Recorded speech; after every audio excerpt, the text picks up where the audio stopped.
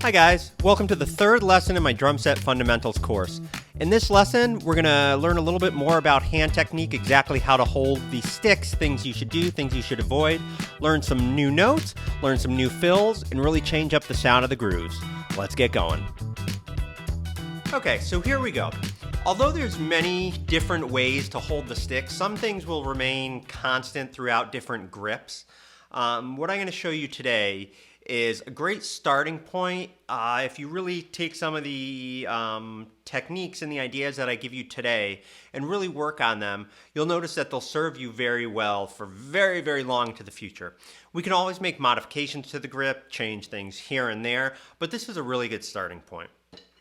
Okay, so before we get into anything, we've got a drumstick here. This is called the tip of the stick.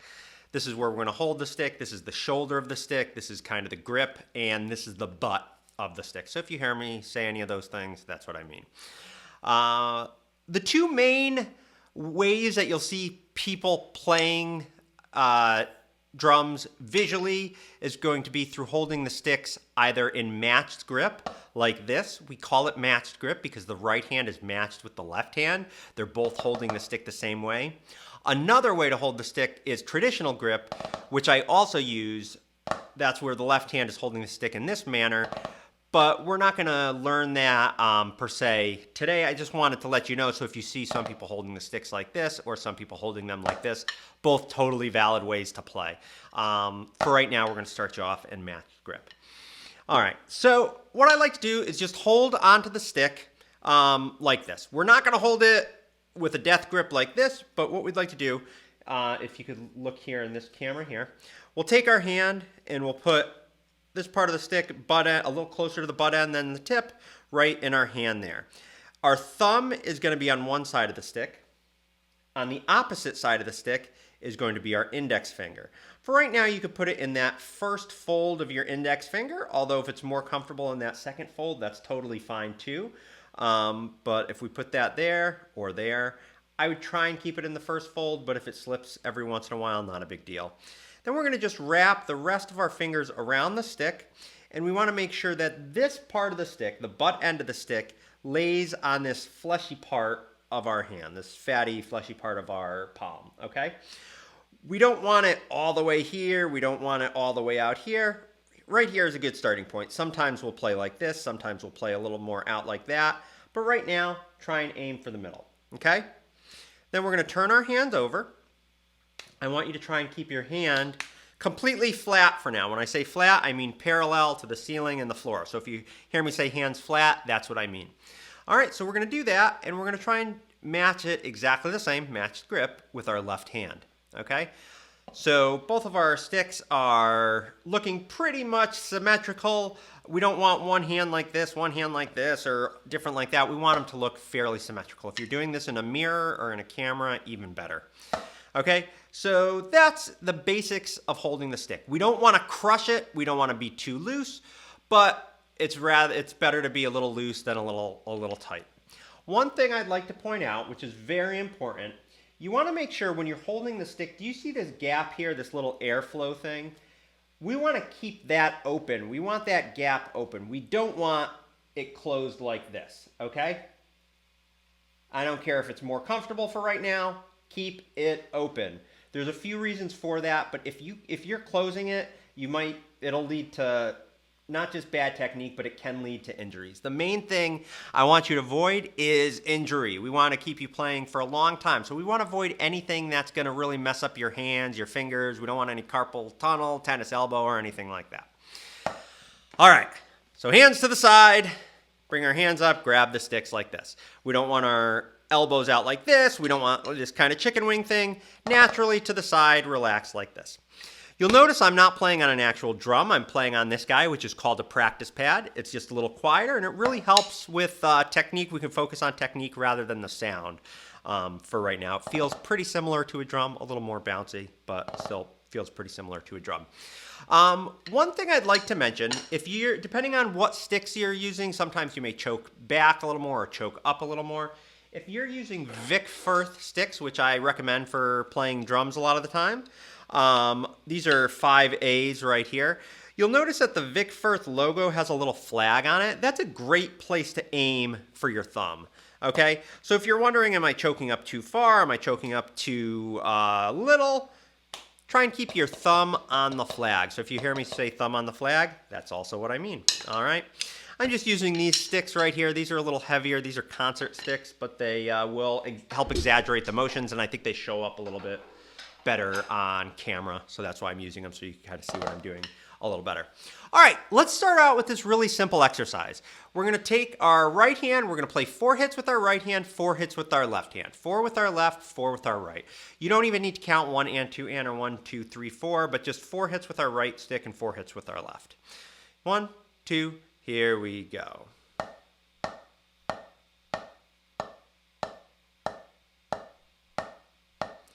Now the purpose of this is just to get used to the rebound from the sticks. I want you to throw the stick down and let the stick naturally bounce back up. Okay? What we don't want is this. Pushing down, pulling up. Pushing down, pulling up, or hitting it in, or digging it into the drum. We want it to naturally bounce.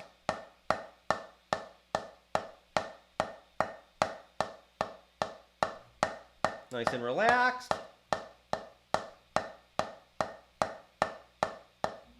One, two, three, four. 1, 2, 3, 4. 1, 2, 3, 4. 1, 2, 3. I like to think of this as bouncing a ball. Like if you've ever bounced a basketball or a tennis ball on a table or a basketball on the floor. That motion, that bouncing motion, if you look at my hand here, that bouncing motion of bouncing a basketball is the exact same motion we're aiming for with our hand. Our fingers are holding the stick, our wrist is moving, our fingers are moving a little bit. Sometimes we'll use more fingers, sometimes we'll move more wrist, or use more wrists. Right now, just use what's comfortable, use what's natural. Let's do the same thing. Let's do 2 hits per hand. Right, right, left, left, right, right, ready, go. Right, right, left, left, right, right, left, left, right, right, left, left, right, right, left, left.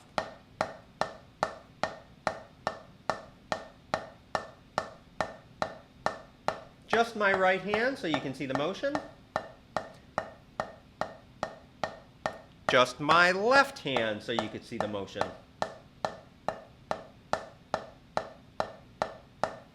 Okay?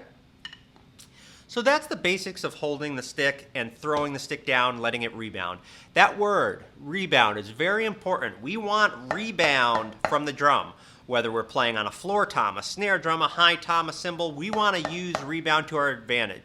Sometimes, when we're playing a really low drum, we'll have to muscle it out a little bit more because there won't be as much rebound from the drum, whereas on a snare drum you get quite a bit of rebound. Higher toms, you're going to get more rebound than lower toms. Cymbals, you'll get a little less rebound. If you're playing with the tip on a ride cymbal, you'll get more rebound than if you're playing the shoulder on a crash, okay? But we still want to use the same concepts throughout.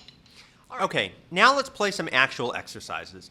We're going to take the notes that we learned all the way back in the first lesson, quarter notes, 1, 2, 3, 4. 1, 2, 3, 4, and we're going to play that on the pad. Right, left, right, left, right, left, right, left.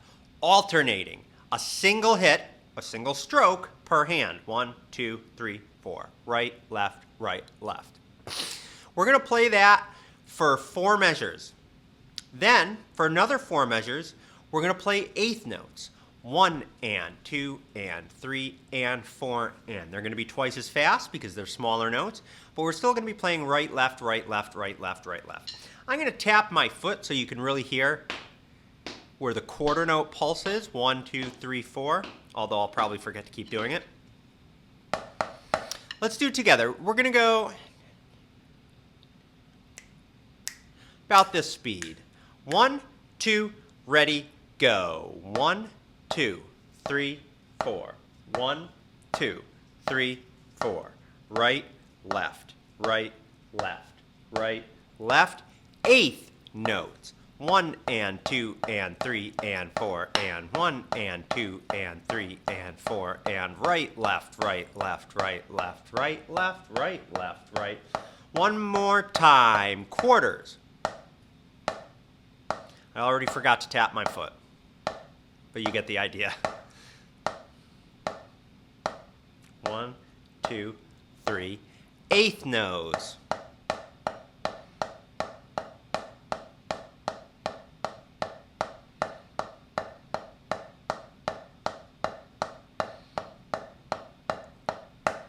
Okay, let's do the same thing a little faster.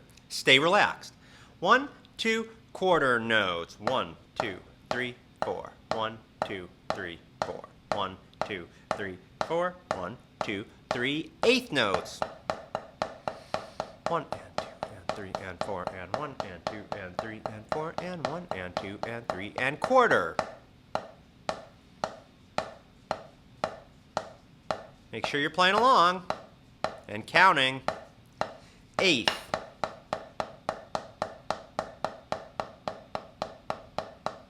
I think Midge is getting restless, my puppy. Quarters.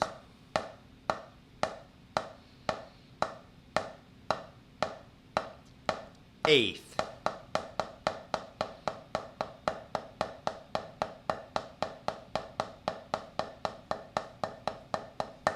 Okay, there we go. Now, we're going to learn another type of note, and that's a 16th note. Just like eighth notes are twice as fast as quarter notes, 16th notes will be twice as fast as eighth note. 4 quarter notes fit in a bar of 4/4.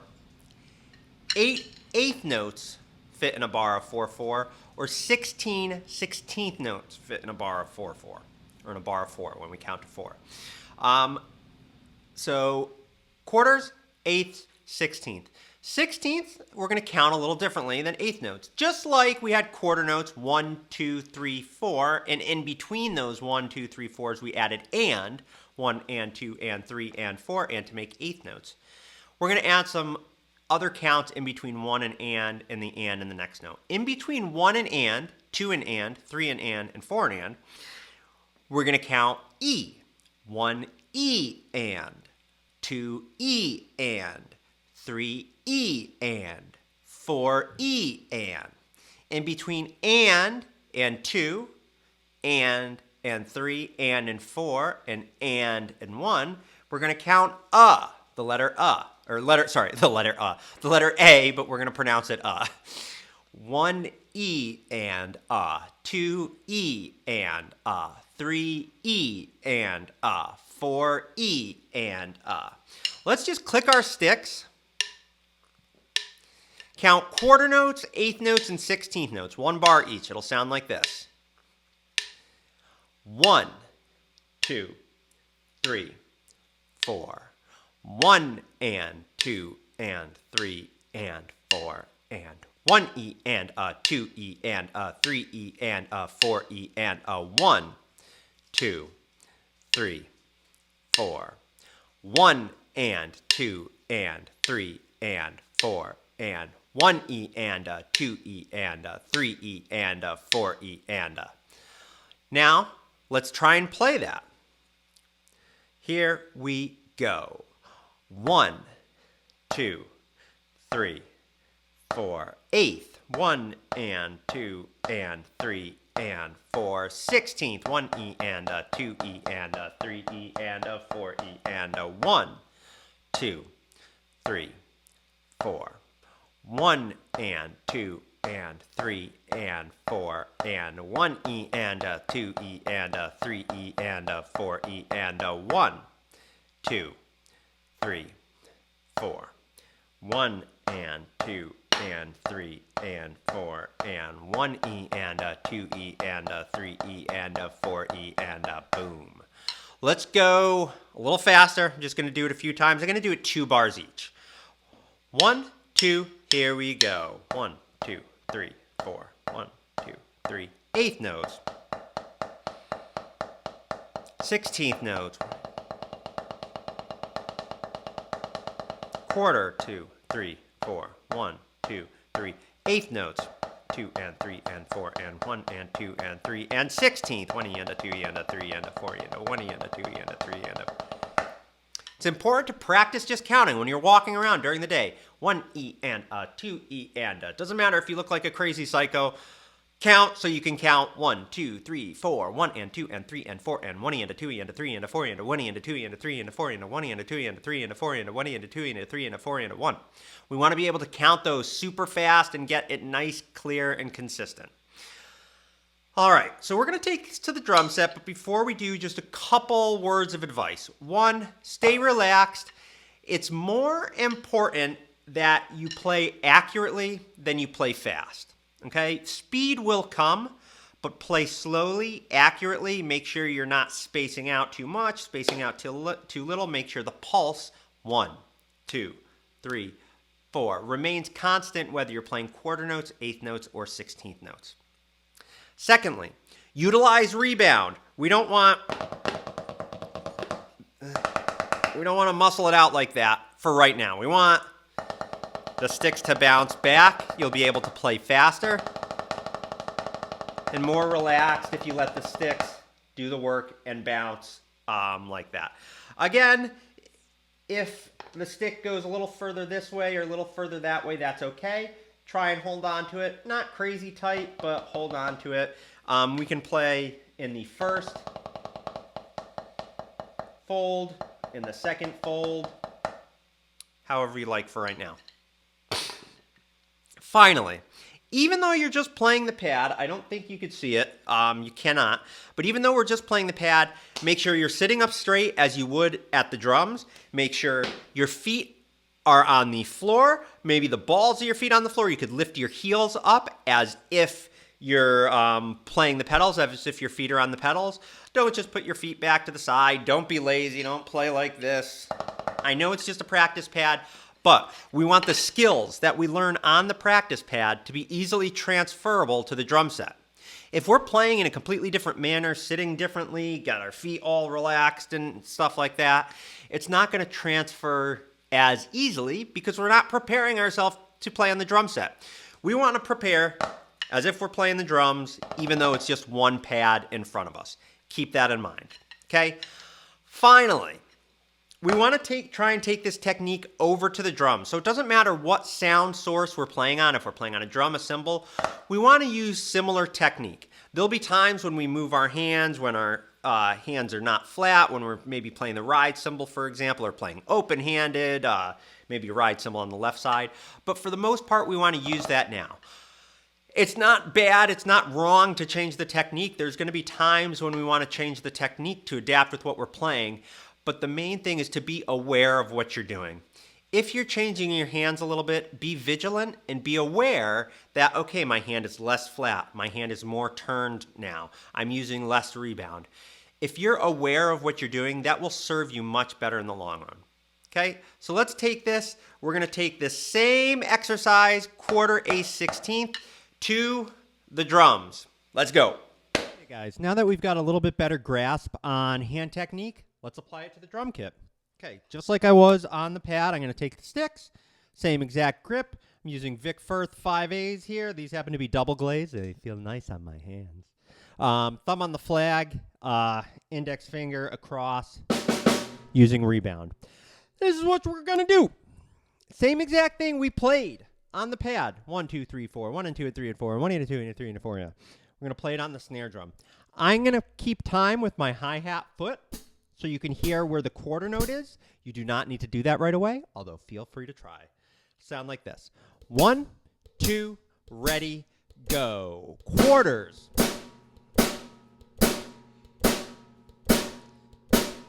Eighth.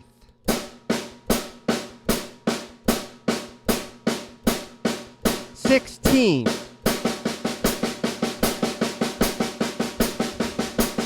Back to quarters. 1, 2, 3, 4. 1, 2, 3. Eighth notes. 1 and 2 and 3 and 4 and 1 and 2 and 3. 16th.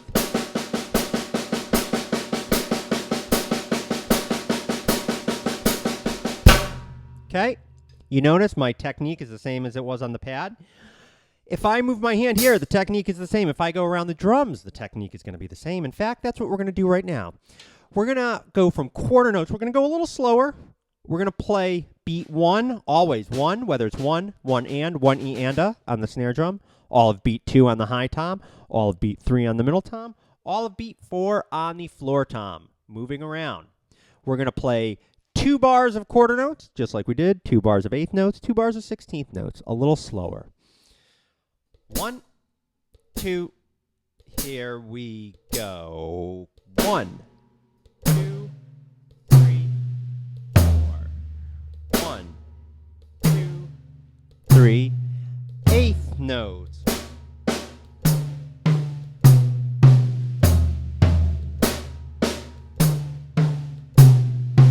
16.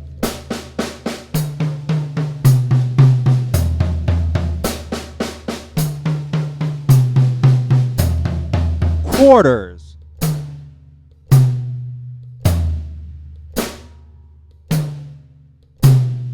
Eighth.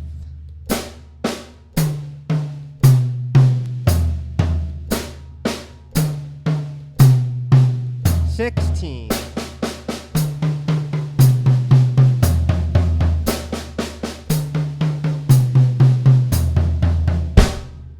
Okay? Nice and simple. That brings us to the next thing we're learning, our next fill.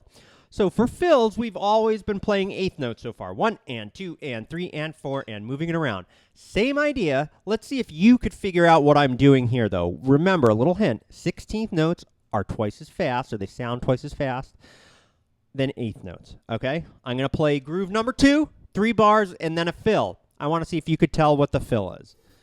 1, 2, here we go.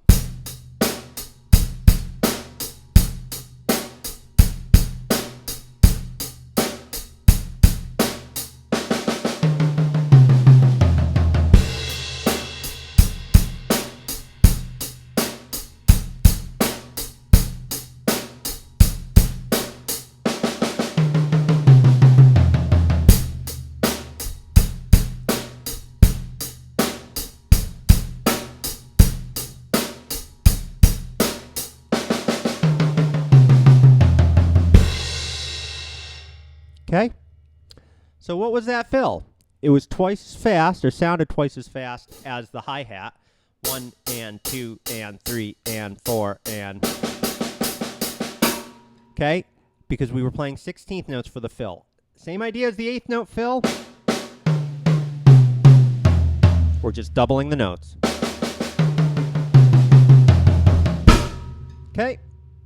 That's your fill. You can play that with any of the grooves. You can also change the order just like we did eighth notes, like so. 3, 4.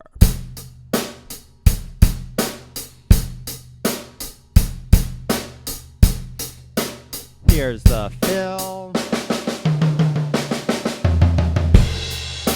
I'll do a different pattern this time, or a different order.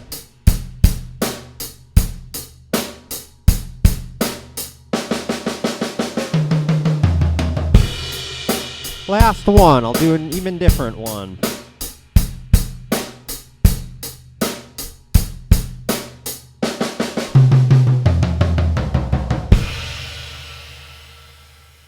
Okay?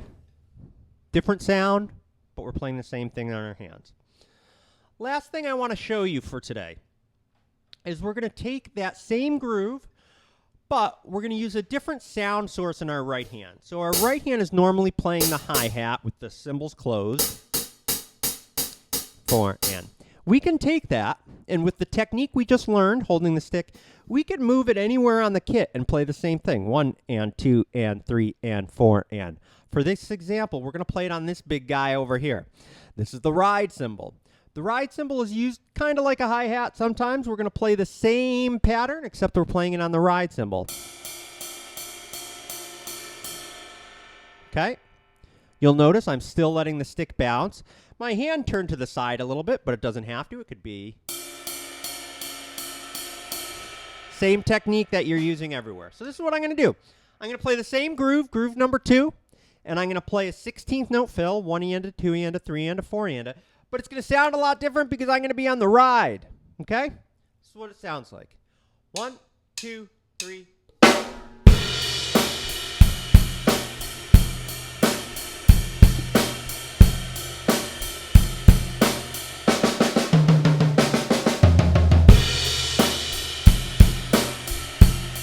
I used a different crash cymbal. I'll use this guy now.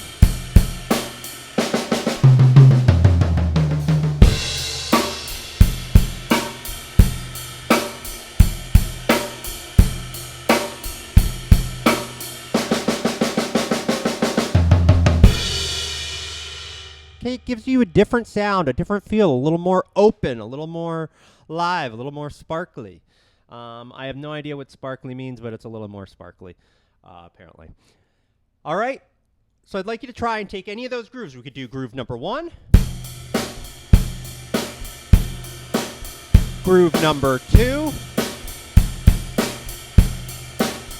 groove number 3, groove number 4.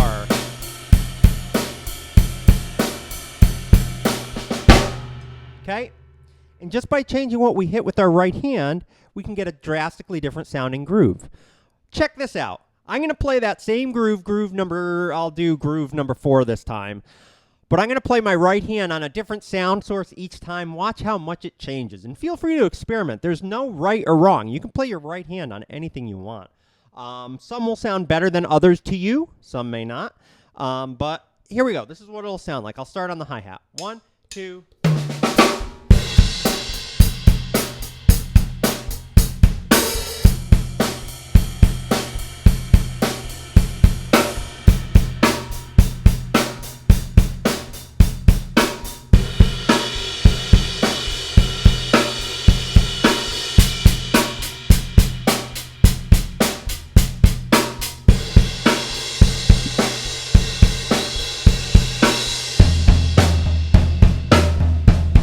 This is a common one on the floor tom, or maybe here.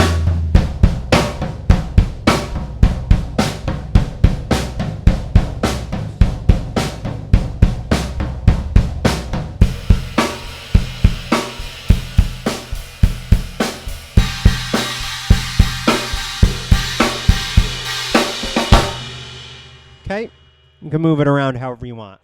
You can tell that there's some drastically different sounds on the drum set just by doing that. Try and make up something totally original for you. Maybe you're playing the rim. Maybe we're playing the rim of the snare drum. I don't know. Play the side of a cymbal stand. I can't really reach one with this setup, but try and play different things. See what kind of sound you get. See what you like. See what you don't like. But again, be vigilant. Be observant. Be aware of what you're doing. You can play anything you want with your right hand on the kit. But make sure you know what you're doing. Make sure, okay, I know what that sounds like. Cool, I know what this sounds like when I play on the crash. It's a little louder. It's a little bigger. It's even got more balls than if I play it on the ride. If I play it on the hi-hat, it's a different sound. If I play it on the floor tom, it's an intense sound. It's a big sound. It's a low sound, right? Okay? So just be aware, be vigilant, be mindful of what you're playing. Okay, all, I hope you enjoyed this third lesson in your journey of learning the drums. So we learned a few things. We talked about a new note value, 16th notes. So now we have quarter notes, eighth notes, and 16th notes. We found out how to take the grooves, move them to different parts of the kit to drastically change the sound. So experiment with that. Again, all the same things I've been saying up until now. Make sure you're counting aloud. Make sure you're not speeding up or slowing down. If you want to go faster, stop and then start at a faster tempo. Same thing if you want to go slower. Be aware of the sticks. Make sure they're rebounding. Make sure you're not death gripping. We want to make sure there's no pain in your forearms, your elbows, your hands. A little bit of tension is okay. A little bit of fatigue is okay, but we don't want pain. Make sure that you're sitting up straight. We've got good posture. Your feet are on the pedals at all times. When you're playing, just practicing on a pad, your feet are still on the pedals, preparing you to move to the drums. So take that, practice it. As always, if you have any questions, feel free to reach out to me. You can reach me online on my website, TheProDrummer.com. You can email me at vince@TheProDrummer.com, or you can visit me on Facebook, Instagram. The link for Instagram will be down below.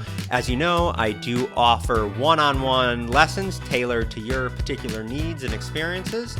You can reach out to me if you want to get started with that, or just have a couple lessons to brush up on a few things, or just to jumpstart. I'd be happy to have you as a student. Again, Vince from TheProDrummer.com. This has been a blast, and I'm looking forward to seeing you in the next lesson.